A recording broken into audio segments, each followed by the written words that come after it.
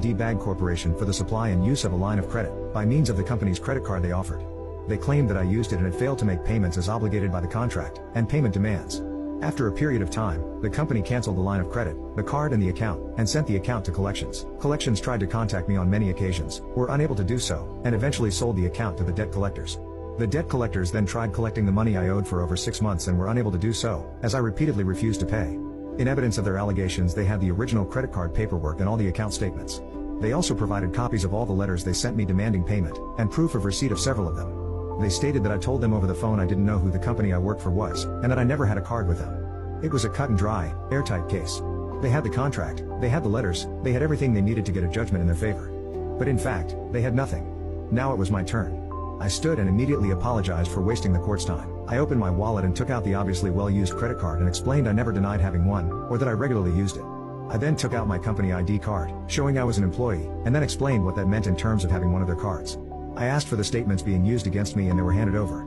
I showed the judge each and every time I had made full payment against the amount owed, which was every month as per the staff conditions. I then explained that the account had not been closed and sent to debt collectors as it was still open, and had been used that week to buy petrol.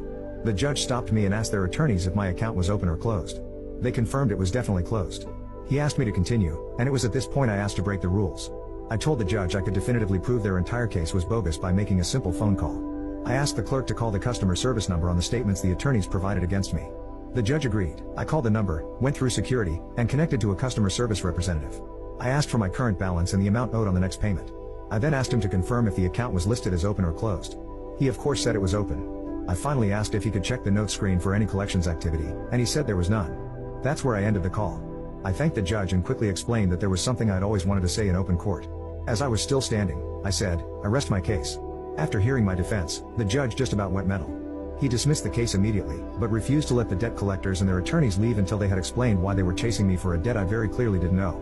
He wanted to know how their clients' added fees were calculated, and exactly what was being charged for the court fees I was being charged too. He also told them that whilst I had no evidence of what was said when they visited my home and told me they would make sure I went to prison, he was inclined to believe me. Not only that, but he would now be watching out for cases involving their clients and be more inclined to accept verbal evidence than he normally would.